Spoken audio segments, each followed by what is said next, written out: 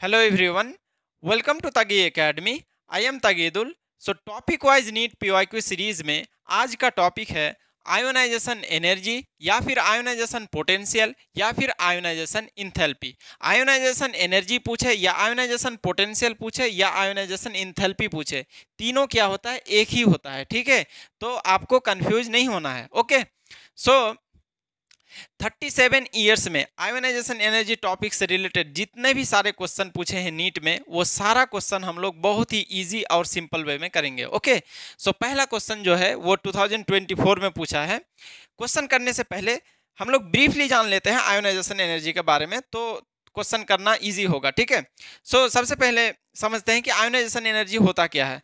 तो अगर डेफिनेशन की बात करें तो डेफिनेशन क्या होता है, the amount of energy required to remove most loosely bonded electron from an isolated gaseous atom. ठीक है, इसी को क्या बोलेंगे, आयोनाइजेशन एनर्जी। आपको डेफिनेशन समझ में आया कि नहीं आया, यहाँ पे देखिए, सिंपल समझिए। मान लीजिए एक एटम है, एटम के न्यूक्लियस में क्या है, पॉजिटिव चार्ज है। ओके, नाउ यहाँ पे आउटर मोस्ट सेल पे इलेक्ट्रॉन है। इस इलेक्ट्रॉन को रिमूव करने के लिए जो एनर्जी रिक्वायर्ड है उसी को क्या बोलेंगे, ionisation energy. Okay, ionisation energy समझ गए। अब समझते हैं कि कौन कौन सा फैक्टर आयोनाइजेशन एनर्जी को अफेक्ट करता है। तो लिखिए, फैक्टर्स अफेक्टिंग आयोनाइजेशन एनर्जी। ठीक है, factors affecting ionisation energy. First factor जो होता है वो होता है जेड इफेक्टिव। जेड इफेक्टिव क्या होता है, actual attraction power of nucleus, effective nuclear charge. Okay, so Z effective देखिए सिंपली यहाँ पे देखिए, जैसे जेड इफेक्टिव और आयोनाइजेशन एनर्जी में क्या रिलेशन होगा। ठीक है, तो आयोनाइजेशन एनर्जी क्या होता है, energy required to remove electron from an isolated gaseous atom. ठीक है, एनर्जी रिक्वायर, इलेक्ट्रॉन को रिमूव करने के लिए जो एनर्जी रिक्वायर्ड है उसी को क्या बोलेंगे, आयोनाइजेशन एनर्जी। और जेड इफेक्टिव क्या होता है, actual attraction power of nucleus. तो यहाँ पे देखिए, आप मान लीजिए एक एटम है, यहाँ पे एक इलेक्ट्रॉन है, तो अगर अट्रैक्शन पावर न्यूक्लियस का जितना ज्यादा होगा उतना टाइट करके इस इलेक्ट्रॉन को बांध के रखेगा ये न्यूक्लियस, मतलब अट्रैक्ट करके रखेगा।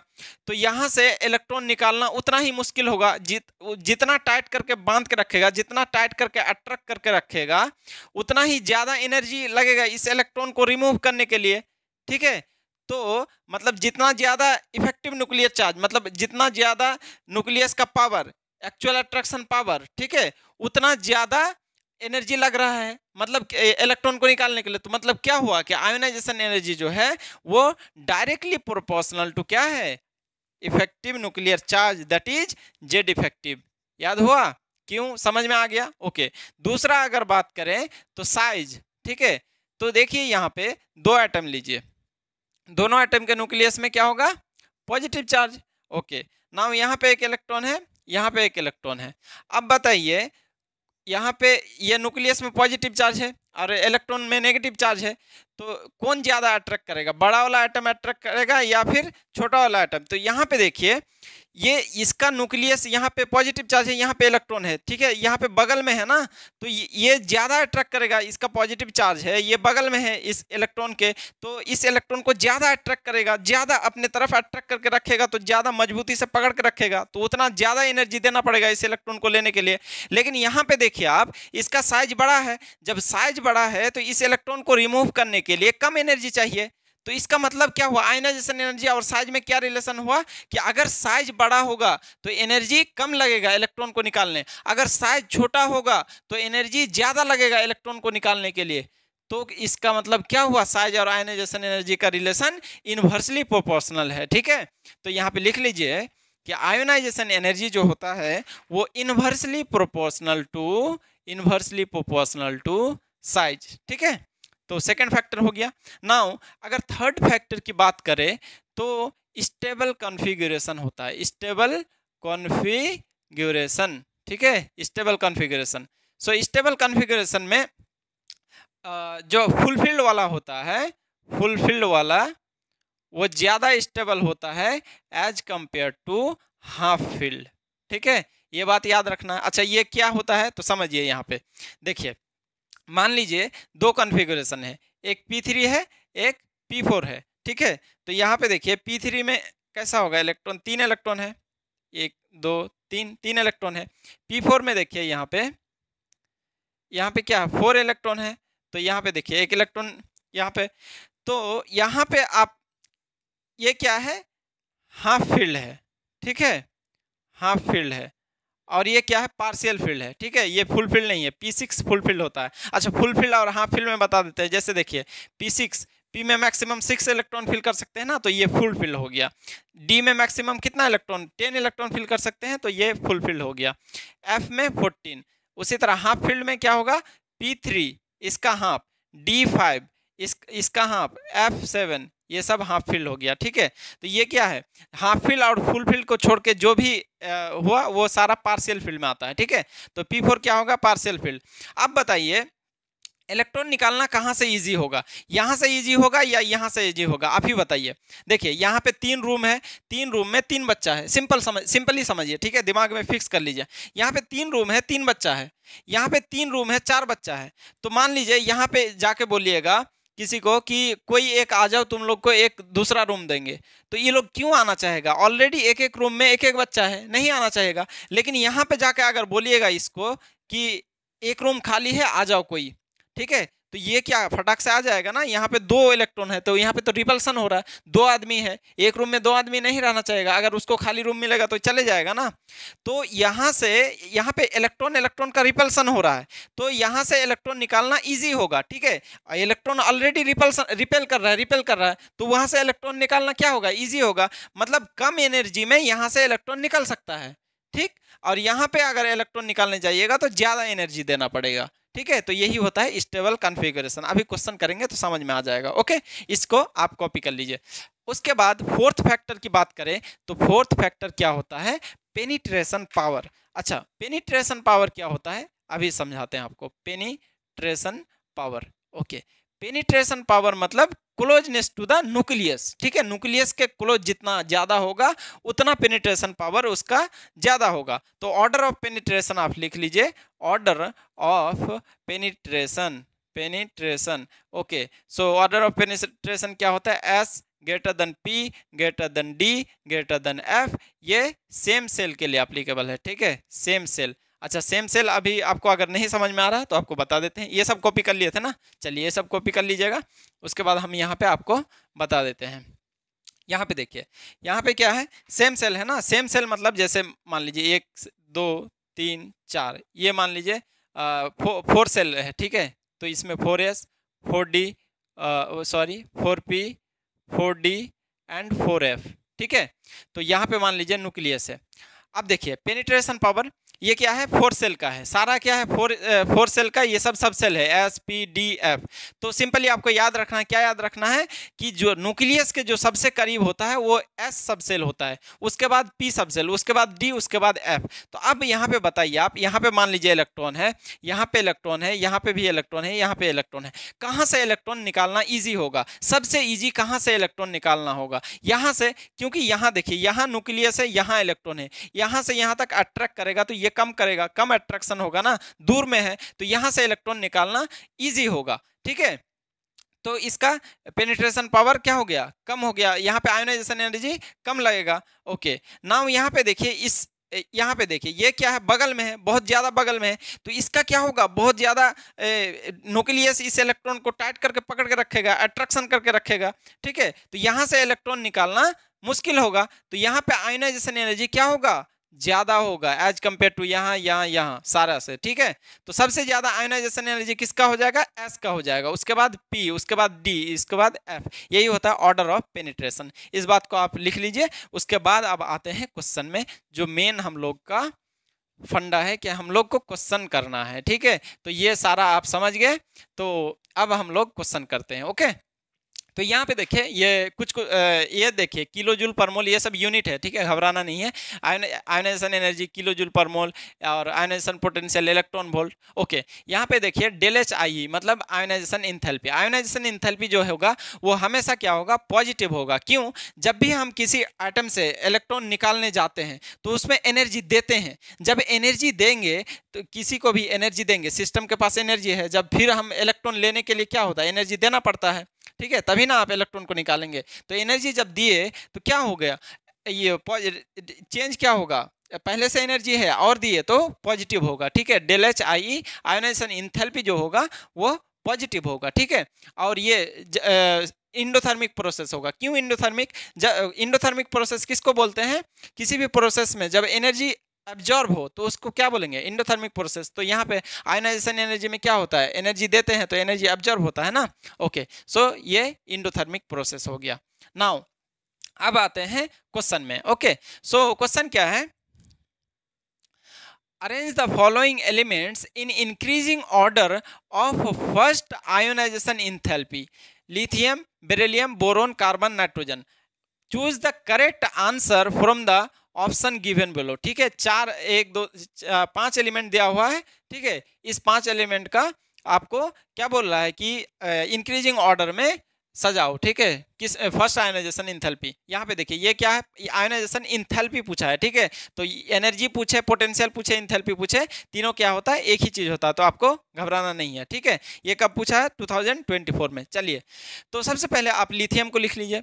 Lithium, beryllium, boron, carbon and nitrogen, ठीक है। सो अगर जेड इफेक्टिव बात, सबसे पहला फैक्टर क्या था, जब भी आप आयोनाइजेशन एनर्जी का क्वेश्चन कीजिएगा तो चारों फैक्टर को याद रखिएगा। क्या क्या? जेड इफेक्टिव और साइज, और क्या था, स्टेबल कॉन्फ़िगरेशन, और क्या था, पेनिट्रेशन पावर। चारों फैक्टर्स को आपको याद रखना है, तब जाके आयोनाइजेशन एनर्जी का क्वेश्चन बनेगा, ठीक है।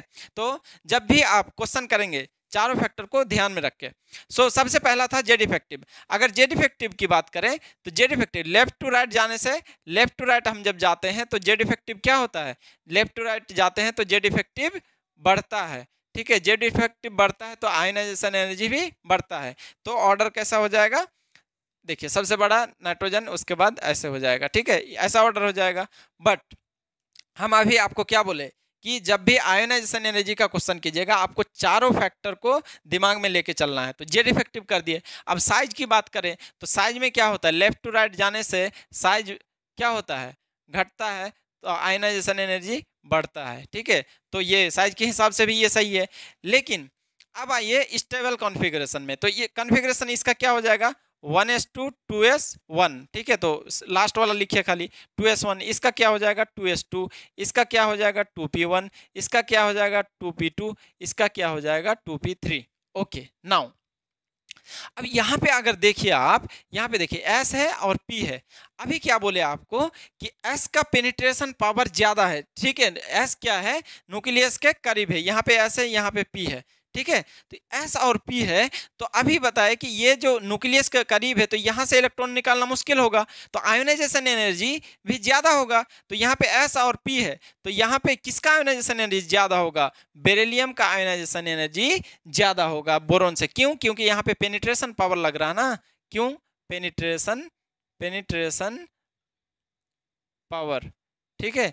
यहाँ पे S का, अब बताइएगा, बोलिएगा कि यहाँ पे भी S है, यहाँ पे भी P है, तो ये फिर कार्बन भी मतलब छोटा होने जाना चाहिए बेरिलियम से, ऐसा नहीं होगा। चारों फैक्टर को आपको लेके चलना है, ठीक है। तो जेड इफेक्टिव को भी तो देखना है ना, ऐसा नहीं कि तो जब भी आप लास्ट दो फैक्टर जो बताए, स्टेबल कॉन्फ़िगरेशन और पेनिट्रेशन पावर, दोनों को आप एडजेसेंट कॉन्फ़िगरेशन में एप्लीकेबल है, दोनों को एडजेसेंट ये कॉन्फ़िगरेशन में ही अप्लाई कीजिएगा। एडजेसेंट मतलब बगल में, ठीक है। ये नहीं कि इसको इससे कंपेयर कर रहे हैं, इसको इससे, ऐसा नहीं।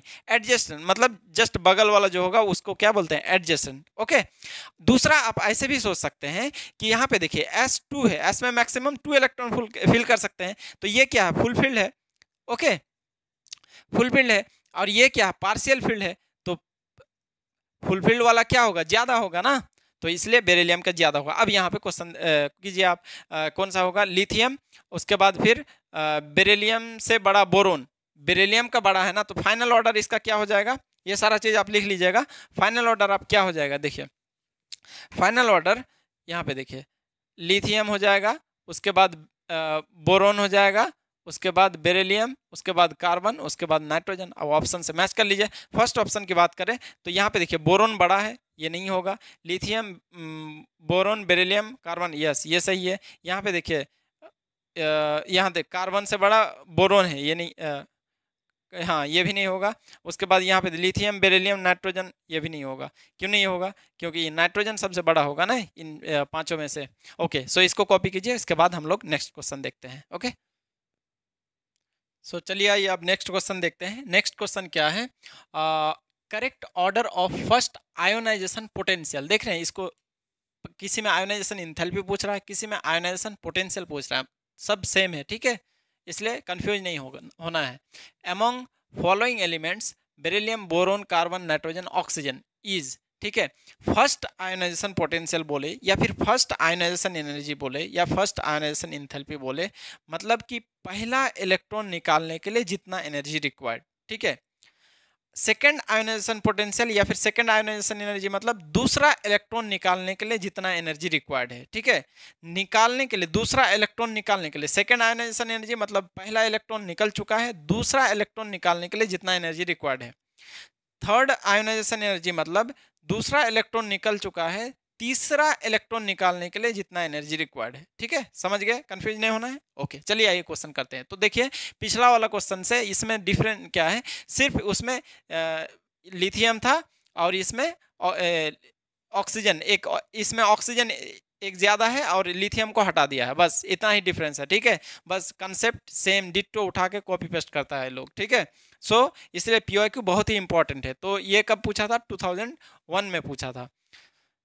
अब देखते हैं, सबसे पहले हम लोग बेरिलियम और beryllium, boron, carbon, nitrogen and oxygen, इसके इलेक्ट्रॉनिक कॉन्फ़िगरेशन की बात करें तो ये क्या हो जाएगा? 2s2, 2p1, 2p2, 2p3 and 2p4। अभी हम लोग क्या बोले, यहाँ पे पेनिट्रेशन पावर किसका होता है? एस का ज़्यादा होता है, इसलिए बेरिलियम का ज़्यादा होगा आयोनाइजेशन एनर्जी। अभी हम लोग समझ गए। या फिर स्टेबल कॉन्फ़िगरेशन में इस ये क्या फुलफिल है, ये पार्शियल फिल है, तो ये ज़्यादा होगा, ठीक है, उसके हिसाब से भी देख सकते हैं। यहाँ पे देखिए हाफ फील्ड, ठीक है, हाफ फील्ड, ये क्या है? हाफ फील्ड है, ये क्या है? पार्शियल फील्ड है। तो किसका ज्यादा होगा? नाइट्रोजन का, ऑब्वियसली। अभी आपको बताया ना P3 और P4 में, यहाँ पे इलेक्ट्रॉन इलेक्ट्रॉन में रिपल्सन हो रहा है तो एनर्जी कम लगेगा। यहाँ पे एक एक तीन, जैसे P3 था तो कैसा था? ये था ना 1 2 3, इसमें P4 में कैसा था? P4 में ऐसा था ना, ये ऐसा था। यहाँ पे इलेक्ट्रॉन इलेक्ट्रॉन रिपल्सन हो रहा था, यहाँ पे आयोनाइजेशन एनर्जी कम लगेगा इलेक्ट्रॉन निकालने के लिए, ठीक है, और यहाँ पे ज़्यादा लगेगा क्योंकि स्टेबल कॉन्फ़िगरेशन है ना। तो हमेशा देखिए, अभी आपको क्या बताया था? हाफ फील्ड और फुल फील्ड। फुल फील्ड वाला ज़्यादा स्टेबल होता है as compare to half filled. But यहाँ पे ये नहीं कि एस का फुल फील्ड देख रहे हैं और पी का हाफ फील्ड देख रहे हैं, ठीक है। फुल फील्ड मतलब सेम सेम, जैसे P3 और P6 में P6 ज़्यादा स्टेबल होगा, ऐसा देखना है, ठीक है। ऐसा नहीं कि किसी का हाफ फील्ड किसी से फुल फील्ड से कंपेयर कर रहे हैं, ऐसा नहीं। जैसे डी का हाफ फील्ड डी का फुल फील्ड से कंपेयर करना है, ऐसा, ठीक है। तो यहाँ पे अगर ऑर्डर की बात करें तो क्या हो जाएगा? सबसे ज़्यादा यहाँ पे बेरिलियम और बोरोन में, सबसे बेरिलियम और बोरोन में किसका ज़्यादा होगा? बेरिलियम का ज़्यादा होगा। ओके, नाउ कार्बन हो जाएगा, नाउ ऑक्सीजन हो जाएगा, नाउ नाइट्रोजन होगा। इसके बाद ये आ गया ना, इसके बाद जेट इफेक्टिव के हिसाब से आप कर सकते हैं ना, ऐसे, ये ऐसे, ठीक है। तो ये नाइट्रोजन क्या हो गया? बड़ा हो गया ऑक्सीजन से। आप मैच कर लीजिए कौन सा? बेरिलियम।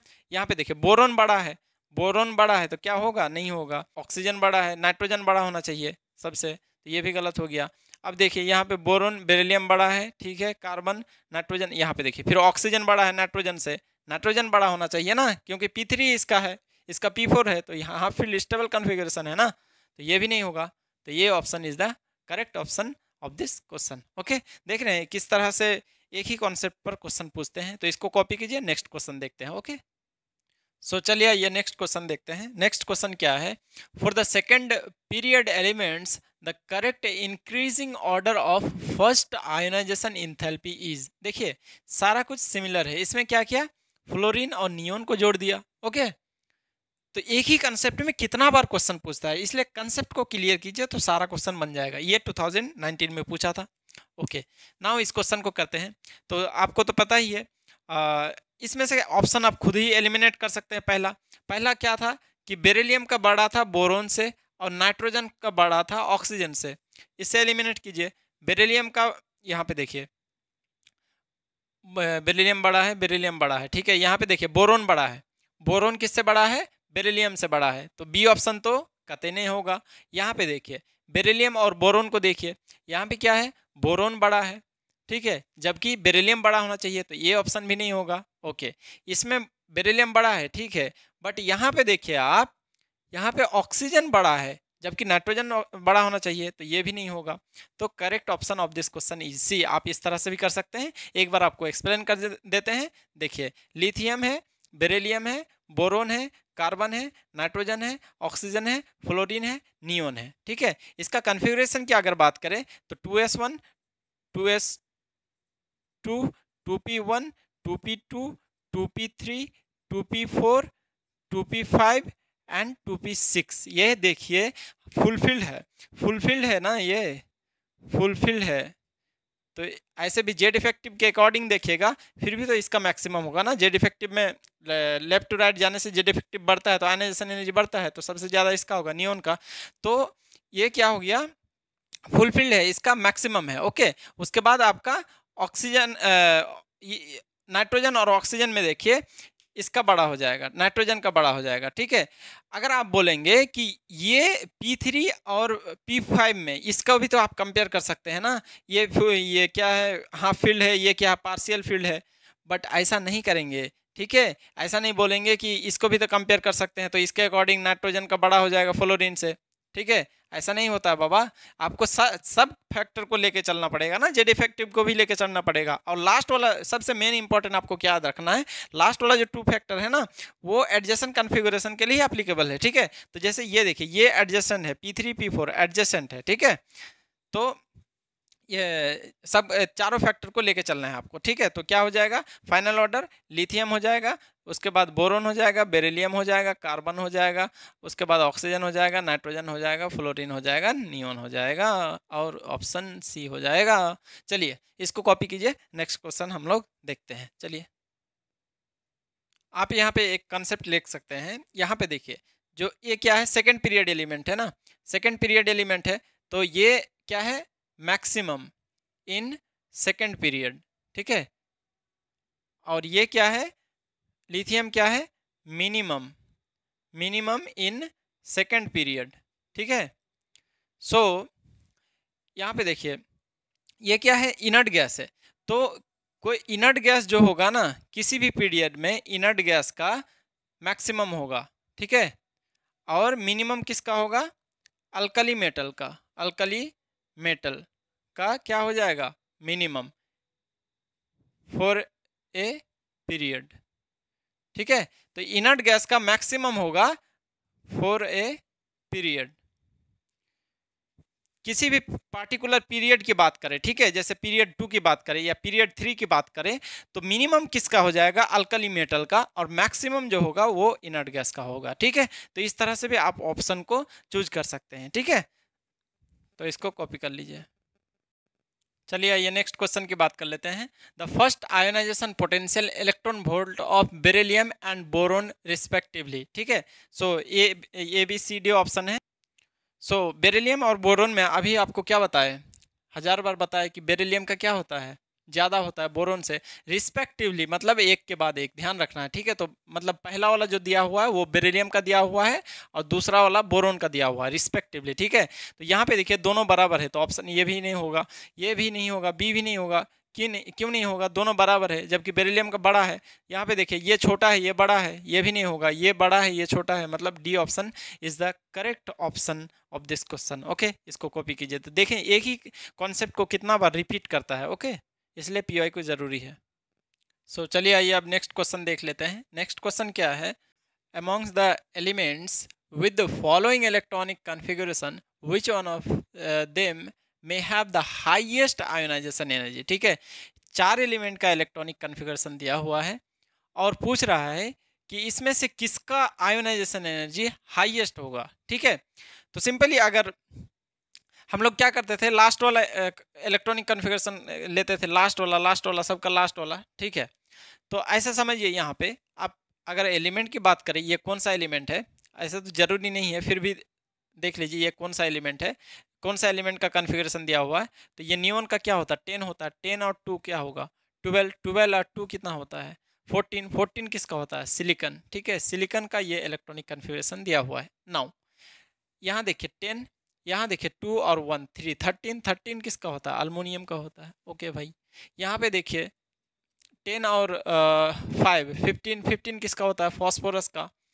ये किस आर्गन का 18 होता है, 18 और 2 20, 20 और 10 30, 30 और 3 33, 33 किसका होता है भाई, आर्सेनिक का।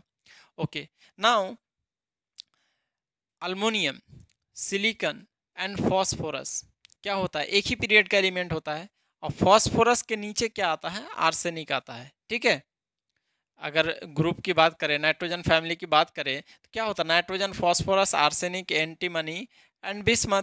ठीक है, तो अगर टॉप टू बॉटम की बात करें, टॉप टू बॉटम क्या होता है, साइज इंक्रीज करता है। साइज जब इंक्रीज करेगा तो आयोनाइजेशन एनर्जी क्या करेगा, डिक्रीज करेगा। मतलब सबसे ज़्यादा आयोनाइजेशन एनर्जी नाइट्रोजन का होगा, उसके बाद फॉस्फोरस, आर्सेनिक, एंटीमनी, ऐसा होगा। सबसे ज़्यादा किसका हो गया, नाइट्रोजन का। ओके, तो पीरियड की बात करें, लेफ्ट टू राइट जाने से जेड इफेक्टिव बढ़ता है तो आयोनाइजेशन एनर्जी बढ़ता है, तो इसका ऐसे हो जाएगा। वैसे भी आप यहाँ पे देख सकते हैं, इसका P1 होता है, इसका P2 होता है, इसका P3 होता है। हाफ फील्ड ज़्यादा स्टेबल है, ये पार्शियल फील्ड से।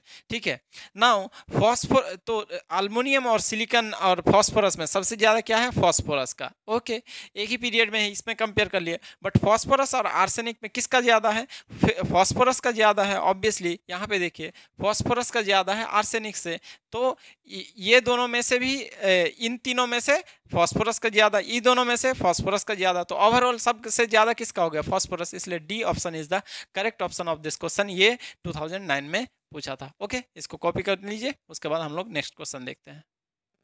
चलिए आइए अब नेक्स्ट क्वेश्चन करते हैं।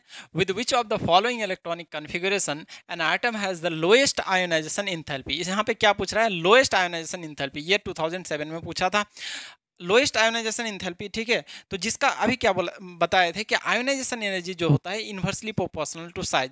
तो जिसका एटम का अगर साइज बड़ा होगा, मतलब उसमें सेल भी ज़्यादा होगा तब ना साइज बड़ा होगा, तो जितना ज़्यादा सेल होगा उतना साइज उसका बड़ा होगा। तो इनमें से देखिए किसका सेल सबसे ज़्यादा है, तो यहाँ पे देखिए 3rd सेल है, 3 सेल है, तो मैक्सिमम इसका मतलब साइज होगा। जिसका साइज सबसे बड़ा होगा उसका आयोनाइजेशन एनर्जी क्या होगा, कम होगा, क्योंकि ionisation energy and size inversely proportional है। इसलिए B option is the correct option of this question. Okay, इसको कॉपी कीजिए, नेक्स्ट क्वेश्चन देखते हैं। सो नेक्स्ट क्वेश्चन देखते हैं। नेक्स्ट क्वेश्चन क्या है, the correct order of first ionisation enthalpy for the given 4 elements is. इस टाइप का क्वेश्चन किए हैं अभी। ठीक है, ये 2022 रीनीट में पूछा था। ठीक है, इस टाइप का क्वेश्चन कितना बार किए, 1000 बार किए। ठीक है, तो चलिए आइए देखते हैं, इस क्वेश्चन को करते हैं। ओके, कार्बन, उसके बाद क्या है, लिख लेते हैं यहाँ पे क्या क्या लिखना है। कार्बन है, उसके बाद नाइट्रोजन है, उसके बाद ऑक्सीजन है, उसके बाद फ्लोरीन है। ठीक है, तो अगर जेड इफेक्टिव के मतलब जेड इफेक्टिव को लेकर आयोनाइजेशन एनर्जी की बात करें तो क्या हो जाएगा, ऑर्डर ऐसा होगा। ठीक है, लेफ्ट टू राइट जाने से जेड इफेक्टिव बढ़ता है तो आयोनाइजेशन एनर्जी भी बढ़ेगा। बट यहाँ पे क्या होता है, नाइट्रोजन का ज़्यादा हो जाता है। क्यों होता है भाई, क्योंकि यहाँ फील्ड है ना, इसका P3 होता है और इसका P4 होता है। अभी सब कुछ बताए, तो नाइट्रोजन का ज़्यादा हो जाए तो फाइनल ऑर्डर क्या हो जाएगा भैया, कार्बन, उसके बाद ऑक्सीजन, उसके बाद नाइट्रोजन, उसके बाद फ्लोरीन। अब देखिए कहाँ पे कौन सा ऑप्शन है, कार्बन फ्लोरीन, नहीं ये नहीं होगा भाई, ये कैसे हो जाएगा। यहाँ पे देखिए कार्बन, उसके बाद क्या है, कार्बन के बाद ऑक्सीजन होना चाहिए, यहाँ ऑक्सीजन यहाँ होना चाहिए, ये भी नहीं होगा। ठीक है, उसके बाद यहाँ पे देखिए कार्बन, उसके बाद नाइट्रोजन, फ्लोरीन। फ्लोरीन बड़ा होगा ना इनमें सारे चारों में से, तो ये भी गलत है। तो ये क्या हो जाए, correct option of this question is D. Okay, इस टाइप का बहुत बार क्वेश्चन आ रहा है, तो इसीलिए आप इस ऑर्डर को एक बार माइंड में फिक्स कर लीजिए। ठीक है, तो आपका मतलब सारा क्वेश्चन बन जाएगा। ठीक है, NS1 जो है वो लेस देन NP1 है, NP1 लेस देन NS2 है। ठीक है, ऐसा क्यों हो गया, NS1 के बाद तो NS2 आना चाहिए, लेकिन NP1 यहाँ पे आ गया, क्यों, पेनिट्रेशन पावर के कारण। उसके बाद NP2 लेस देन NP4 और NP यहाँ पे क्या होना चाहिए NP3, लेकिन NP4 आ गया, क्यों हो गया ऐसा? हाफ फील्ड की वजह से।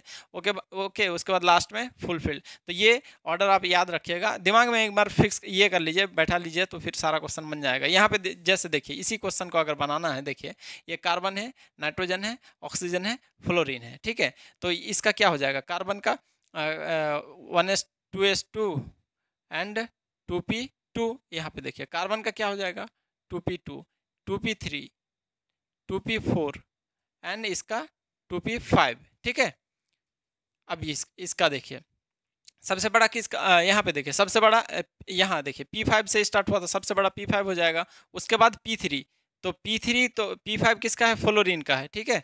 यहाँ पे देखिए इसके अकॉर्डिंग अगर करेंगे तो यहाँ देखिए सबसे इन मतलब NP6 सबसे बड़ा है, लेकिन यहाँ तो P5 है ना मैक्सिमम, तो मैक्सिमम यहाँ पे क्या है P5 किसका है, फ्लोरीन का, ओके। उसके बाद NP3 किसका है 2p3, ये क्या है 2p3 है ना, मतलब n के जगह 2 है यहाँ पे, तो उसके बाद नाइट्रोजन आ जाएगा, ठीक है। उसके बाद NP4 है, तो यहाँ पे मतलब लेस, उससे ऑक्सीजन हो गया। NP2 किसका है, कार्बन का, तो कार्बन का ये हो जाएगा। तो ऑर्डर हो गया, देख रहे हैं, इस तरह से आप बना सकते हैं इस क्वेश्चन को, मतलब ये ऑर्डर को दिमाग में फिक्स रखिए तो सारा क्वेश्चन बन जाएगा। ओके चलिए कॉपी कीजिए, नेक्स्ट क्वेश्चन देखते हैं। सो चलिए आइए अब नेक्स्ट क्वेश्चन कर लेते हैं। विच electronic configuration of an element has the abnormally high difference between the second and third ionization energy, ठीक है। तो इसके पहले एक कंसेप्ट पढ़ लेते हैं, ठीक है, फटाक से। आयोनाइजेशन एनर्जी दिया हुआ है, आयोनाइजेशन एनर्जी इलेक्ट्रॉन वोल्ट में दिया हुआ है, ठीक है। मान लीजिए फर्स्ट आयोनाइजेशन एनर्जी आपका दिया हुआ है ionisation energy 1, ionisation energy 2, ionisation energy 3, ठीक है। मान लीजिए 50 दिया हुआ है, इसका मान लीजिए 100 या फिर 120 दिया हुआ है, सब इलेक्ट्रॉन वोल्ट में है, ठीक है। ये सारा जितना भी है ना, ये सारा इलेक्ट्रॉन वोल्ट में है। इसका मान लीजिए 800 है, ठीक है। तो यहाँ पे देखिए आप लार्जेस्ट जंप देखना है आपको, ठीक है। तो यहाँ पे देखिए first ionisation energy 50 electron volt है, 120 है ये, और यहाँ पे देखिए अचानक से 800 इलेक्ट्रॉन वोल्ट हो गया, ठीक है। तो यहाँ पे क्या हुआ, आपको लार्जेस्ट जंप देखने मिल रहा है। तो ऐसा क्यों हो रहा है, तो अभी आपको समझाते हैं ऐसा क्यों हो रहा है। देखिए यहाँ पे देखिए, मान लीजिए किसी एलिमेंट का वैलेंस इलेक्ट्रॉन में, मतलब आउटरमोस्ट सेल में 2 इलेक्ट्रॉन है, ठीक है। 2 इलेक्ट्रॉन, या जैसे ये ऑप्शन ले लीजिए, 2 इलेक्ट्रॉन को निकालने के बाद, ठीक है, पहला इलेक्ट्रॉन इसका निकालिए, फिर दूसरा इलेक्ट्रॉन निकालिए।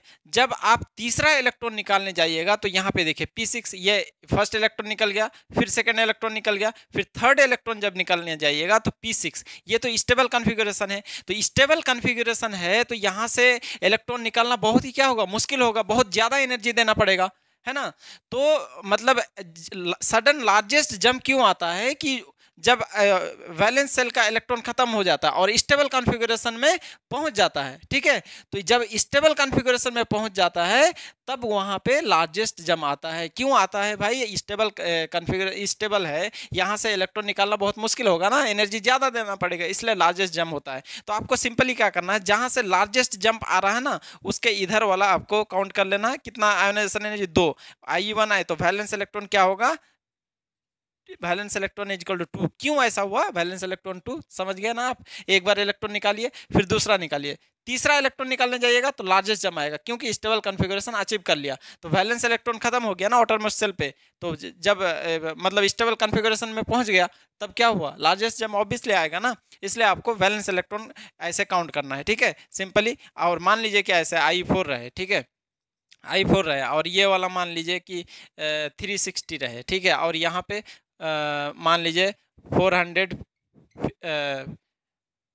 4500 है, तो यहाँ पे लार्जेस्ट जंप हो जाएगा। तो वैलेंस इलेक्ट्रॉन अब क्या हो जाएगा, valence electron is equal to 3। क्यों, ये I4 है ना, I3 उसके बाद I4, लार्जेस्ट जंप किस में आया, I3 और I4 के बीच। यहाँ पे क्या बोल रहा है आपको, सेकेंड एंड थर्ड, मतलब second and third ionization energy का बात बोल रहा है, मतलब IE1, IE2 एंड IE3, ठीक है। तो सेकेंड एंड थर्ड, तो यहाँ पे लार्जेस्ट जम आया, तो क्या हो गया, वैलेंस इलेक्ट्रॉन 1 2, वैलेंस इलेक्ट्रॉन क्या हो जाएगा, 2 हो जाएगा आपका। वैलेंस इलेक्ट्रॉन 2 किसमें है, इसमें देखिए वैलेंस इलेक्ट्रॉन 2 है, नहीं है, ये ऑप्शन नहीं होगा। इसमें देखिए वैलेंस इलेक्ट्रॉन 4 है, ये ऑप्शन नहीं होगा। इसमें देखिए वैलेंस इलेक्ट्रॉन 2 है, ठीक है। ये तो कन्फिगरेशन ही कुछ अटंग पटंग सा दे के रखा है, ठीक है। तो वैलेंस इलेक्ट्रॉन इसका 2 है, तो ये ऑप्शन क्या होगा, करेक्ट होगा। आप कैसे होगा यहाँ पे देखिए, सिंपली समझिए, एकदम इजी वे में, ठीक है, इजी वे में समझिए। देखिए इसका जब हम एक इलेक्ट्रॉन निकालेंगे यहाँ से, ठीक है, IE1 करेंगे तो कॉन्फ़िगरेशन क्या हो जाएगा,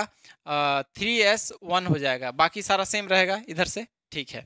नाउ अब IE2 कीजिए, इसका सेकेंड आयोनाइजेशन जब करेंगे तो 3s0 हो जाएगा, ठीक है, 3s0 हो जाएगा, यहाँ पे एक इलेक्ट्रॉन निकल गया, तो उसके बाद 2p6, ठीक है। अब मान लीजिए यहाँ पे IE3 जब करने जाइएगा तो यहाँ पे क्या होगा, बहुत ज़्यादा एनर्जी देना पड़ेगा ना, क्योंकि ये स्टेबल कॉन्फ़िगरेशन है। तो इसीलिए सडन लार्जेस्ट जंप किसके बीच में आया, IE2 एंड IE3 के बीच, ठीक है। यहाँ जब निकलने जाइएगा, यहाँ तो IE2 हो गया, IE3 में तो IE2 और IE3 के बीच क्या हुआ, सडन लार्जेस्ट जंप आया, क्योंकि यहाँ पे P6 आएगा ना, स्टेबल कॉन्फ़िगरेशन आ गया, ठीक है। तो ये correct option of this question is D. ये कब पूछा था, 1993 में। ओके, इसको कॉपी कीजिए, नेक्स्ट क्वेश्चन हम लोग देखते हैं। Okay,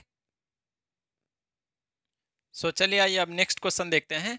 if the first ionisation enthalpy of X and Y are 419 kilo joule per mole and 590 kilo joule per mole respectively, okay, respectively मतलब एक के बाद एक दिया हुआ है, and second ionisation enthalpy of X and Y are 3069 kilojoule per mole and 1145 kilojoule per mole respectively, the correct statement is. ये कब पूछा था, 2022 रीनीट में। ओके, सो ऑप्शन में देखिए तो X एंड Y जो है ना, वो अल्कली और अल्कलाइन अर्थ मेटल के बारे में बात किया है, ठीक है। एक अल्कली मेटल है, एक अल्कलाइन अर्थ मेटल, या फिर दोनों अल्कली मेटल है या दोनों अल्कलाइन अर्थ मेटल है, ठीक है। तो alkali metal, alkaline earth metal पहले क्या होता है वो समझ लेते हैं, ठीक है। सो अल्कली मेटल जो होता है ना, ग्रुप 1 के एलिमेंट, जो भी जितना भी ग्रुप 1 का एलिमेंट होता है उसको क्या बोलते हैं, अल्कली मेटल। ग्रुप 1 का एलिमेंट मतलब lithium, sodium, potassium, rubidium, caesium, ये सब हो गया। अल्कलाइन अर्थ मेटल मतलब ग्रुप 2 के जितने भी एलिमेंट्स है उसको क्या बोलेंगे, अल्कलाइन अर्थ मेटल। जैसे ग्रुप 2 में कौन कौन सा एलिमेंट आता है, beryllium, magnesium, calcium, strontium, barium, ये सब group 2। So alkali metal, alkaline earth metal समझ गया। ओके, अब यहाँ पे देखिए, आपको समझने वाली बात क्या है यहाँ पे, कि यहाँ पे देखिए X का क्या दिया है, first ionisation energy 419 kilojoule per mole, and X का सेकेंड आयोनाइजेशन एनर्जी आप देख रहे हैं यहाँ पे 3069 किलोजूल पर मोल। मतलब यहाँ पे क्या हुआ, बहुत ज्यादा लार्जेस्ट जंप आया। इन दोनों को देखिए आप, और Y का फर्स्ट आयोनाइजेशन एनर्जी 590 किलोजूल और सेकेंड 1145, इसमें उतना लार्जेस्ट जंप नहीं आया। लेकिन यहाँ पे देखिए 419 से सीधा 3069, ठीक है, 3069। सो यहाँ क्या है, लार्जेस्ट जंप है। इसका मतलब क्या हुआ है कि X जो है, X का वैलेंस इलेक्ट्रॉन में, वैलेंस सेल में 1 इलेक्ट्रॉन है, ठीक है। X का वैलेंस सेल में 1 इलेक्ट्रॉन है। जैसे ही वैलेंस सेल से 1 इलेक्ट्रॉन निकला तो वो स्टेबल कॉन्फ़िगरेशन अचीव कर लिया। स्टेबल कॉन्फ़िगरेशन अचीव किया तभी तो इतना ज्यादा एनर्जी लगा। अगर मान लीजिए स्टेबल कॉन्फ़िगरेशन नहीं मतलब अगर अचीव करता तो इतना एनर्जी थोड़े लगता। लार्जेस्ट जम आया इसलिए क्योंकि स्टेबल कॉन्फ़िगरेशन अचीव क्या होगा। तो यहाँ पे देखिए X मान लीजिए alkali metal, lithium, sodium and potassium, इसका अगर इलेक्ट्रॉनिक कॉन्फ़िगरेशन लिखेगा तो क्या हो जाएगा, हीलियम एंड 2s1, इसका लिखेगा तो नियोन एंड 3s1, ठीक है। तो एक इलेक्ट्रॉन निकलने के बाद इसका फर्स्ट आयोनाइजेशन एनर्जी कीजिए, सोडियम का फर्स्ट आयोनाइजेशन एनर्जी कीजिए तो क्या हो जाएगा, एक इलेक्ट्रॉन निकलने के बाद 3s0 हो जाएगा। 3s0 होगा मतलब नियोन का इलेक्ट्रॉनिक कॉन्फ़िगरेशन क्या होगा, 1s2, 2s2, 2p6। अब देखिए 3s से इलेक्ट्रॉन निकाले, एक इलेक्ट्रॉन निकाले, अब p में इलेक्ट्रॉन निकालने जाइए। p में जब इलेक्ट्रॉन निकालने जाइएगा तो यहाँ क्या स्टेबल है ना, हाँ फुलफिल्ड है ना, फुलफिल्ड, ठीक है, फुलफिल्ड है। तो यहाँ पे यहाँ से इलेक्ट्रॉन निकालना बहुत मुश्किल होगा। इसलिए X जो होगा, इसमें समझ में आ गया कि X क्या है भाई, X आपका अल्कली मेटल है, ठीक है। X क्या है, अल्कली मेटल, X समझ गया। अब Y की बारी, Y क्या है, Y अल्कली मेटल है या अल्कलाइन अर्थ मेटल है। Y जैसे बेरिलियम देखिए, बेरिलियम, मैग्नीशियम, मैग्नीशियम का इलेक्ट्रॉनिक कॉन्फ़िगरेशन क्या होगा, नियोन एंड 3s2। अब यहाँ पे देखिए फर्स्ट आयोनाइजेशन एनर्जी में क्या हो जाएगा 3s1, ठीक है, नियोन 3s1 होगा फर्स्ट आयोनाइजेशन एनर्जी में। सेकेंड आयोनाइजेशन एनर्जी कीजिएगा तो क्या होगा 3s, यहाँ से s से इलेक्ट्रॉन निकालना 3s1 है, फिर और एक इलेक्ट्रॉन निकालना उतना क्या है, मुश्किल नहीं है। लेकिन इसके केस में क्या हुआ था, सोडियम के केस में फर्स्ट आयोनाइजेशन एनर्जी के बाद 3s0 हो गया था, ठीक है। तो नियोन का 2p6 लास्ट में आता है ना, तो यहाँ से इलेक्ट्रॉन निकालना मुश्किल हो रहा था, ठीक है, क्योंकि स्टेबल कॉन्फ़िगरेशन है इसका। बट यहाँ पे क्या है, इसका तो स्टेबल कॉन्फ़िगरेशन नहीं है, इसको आसानी से निकाल सकते हैं इलेक्ट्रॉन, इसलिए यहाँ पे कम। तो Y क्या हो गया आपका, Y आपका हो गया अल्कलाइन अर्थ मेटल, ठीक है, समझ गए। X क्यों हुआ, क्योंकि लार्जेस्ट जंप आया, तो लार्जेस्ट जंप किस में आ रहा है, अल्कली मेटल, मतलब ये स्टेबल कॉन्फ़िगरेशन किस में अचीव कर रहा है, अल्कली मेटल में। इसमें स्टेबल कॉन्फ़िगरेशन अचीव नहीं कर रहा है एक इलेक्ट्रॉन निकलने के बाद, इसलिए यहाँ पे लार्जेस्ट जंप नहीं आ रहा ना। तो ये क्या हो गया, Y क्या हो गया अल्कलाइन अर्थ मेटल, और X क्या हुआ अल्कली मेटल। अब ऑप्शन चेक कीजिए, both X and Y are alkali metal, नहीं, डी ऑप्शन नहीं है। X is an alkaline earth metal, X alkaline है कि अल्कली मेटल है ना X, तो C ऑप्शन भी नहीं होगा। B ऑप्शन की बात करें तो X is an alkali metal, Y is an alkaline earth metal, yes, B option is the correct option. And A क्या है, both X and Y are alkali metal, alkaline earth metal, नहीं, A option नहीं होगा, B option is the correct option of this question. Okay, इसको copy कीजिए, फिर next question देखते हैं। सो चलिए आइए अब नेक्स्ट क्वेश्चन देखते हैं। नेक्स्ट क्वेश्चन क्या है, in the periodic table with the increase in atomic number the metallic character of an element, ठीक है, मेटालिक कैरेक्टर क्या होगा पीरियड और ग्रुप में, ये कब पूछा है 1988 में। ओके, सो सिंपली समझिए, मेटल क्या होता है, जिसका टेंडेंसी होता है इलेक्ट्रॉन को लूज करना, ठीक है, इलेक्ट्रॉन को लूज, जो जितना अच्छा मेटल होगा वो उतना इजीली इलेक्ट्रॉन को लूज कर देगा, ठीक है।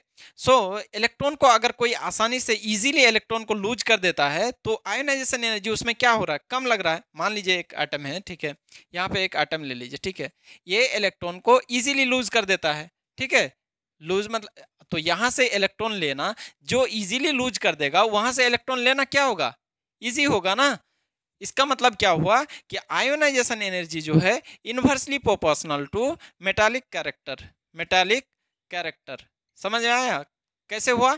आयोनाइजेशन एनर्जी, अगर इलेक्ट्रॉन क्या, ये अगर इजीली लूज कर दे रहा है तो वहां से आसानी से क्या हो रहा है, आप इलेक्ट्रॉन ले सकते हैं ना, कम एनर्जी लगेगा ना। तो एनर्जी कम, जितना अच्छा मेटल, जितना अच्छा मेटालिक कैरेक्टर उतना एनर्जी कम, ठीक है, क्योंकि जितना अच्छा मेटल उतना इजीली इलेक्ट्रॉन लूज करेगा तो उतना कम एनर्जी लगेगा। तो आयोनाइजेशन एनर्जी क्या हो गया, inversely proportional to metallic character. Okay, so ionisation energy में क्या पढ़े थे कि लेफ्ट टू राइट में क्या होता है, जेड इफेक्टिव बढ़ता है, ठीक है, इंक्रीज होता है। जब लेफ्ट टू राइट जाने से जेड इफेक्टिव बढ़ेगा तो आयोनाइजेशन एनर्जी क्या होता था, बढ़ता था। आयोनाइजेशन एनर्जी बढ़ेगा तो मेटालिक कैरेक्टर घटेगा, क्योंकि ionisation energy inversely proportional to metallic character. Okay, so left to right की बात करें तो क्या होता है, लेफ्ट टू राइट पीरियड होता है, ठीक है।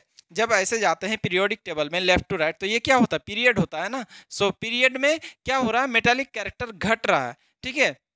एंड ग्रुप की बात कर लेते हैं। ग्रुप में क्या पढ़े थे कि टॉप टू बॉटम जाने से क्या होता है, साइज इंक्रीज करता है। जब टॉप टू बॉटम जाएंगे तो साइज, ग्रुप में क्या होता है, top to bottom, okay, top to bottom जाने से साइज इंक्रीज करता है। साइज जब इंक्रीज करेगा तो आयोनाइजेशन एनर्जी क्या होता था, डिक्रीज करता था। जब आयोनाइजेशन एनर्जी डिक्रीज करेगा तो मेटालिक कैरेक्टर क्या होगा, इंक्रीज करेगा, क्योंकि metallic character inversely proportional to ionisation energy. Ionisation energy यहाँ पे डिक्रीज कर रहा है तो मेटालिक कैरेक्टर इंक्रीज कर रहा है, ठीक है। सो यहाँ पे ओवरऑल क्या हुआ कि ग्रुप में मेटालिक कैरेक्टर इंक्रीज होता है एंड पीरियड में मेटालिक कैरेक्टर डिक्रीज होता है। तो यहाँ पे देखिए decrease in a period and group, नहीं, एक में इंक्रीज होता है एक में डिक्रीज होता है ना, तो डी ऑप्शन नहीं होगा। Increase both in a period and group, नहीं, ये भी नहीं होगा। इंक्रीज इन अ पीरियड, यहाँ पे देखिए पीरियड में क्या होगा, मेटालिक कैरेक्टर डिक्रीज होता है ना, but increase in a period, तो बी ऑप्शन भी नहीं होगा। Decrease in a period and increase in a group, so A option is the correct option of this question. Okay, इसको कॉपी कर लीजिए। सो 37 ईयर्स में जितने भी नीट में पीवाईक्यू पूछा था आयोनाइजेशन एनर्जी से रिलेटेड, सारा क्वेश्चन हम लोग कवर कर चुके हैं, ठीक है। सो इस तरह से पहले आप कोई भी टॉपिक का जो ये पीवाईक्यू कीजिएगा, सबसे पहले आपको क्या करना है, उसका ब्रीफली कॉन्सेप्ट देख लेना है एक बार, ठीक है। जो शॉर्ट नोट्स आप बनाए हैं, अभी जैसे एग्जाम टाइम आ रहा है तो आपको क्या करना है, शॉर्ट नोट्स पढ़ना है। शॉर्ट नोट्स पढ़ के फिर PYQ में आना है, ठीक है।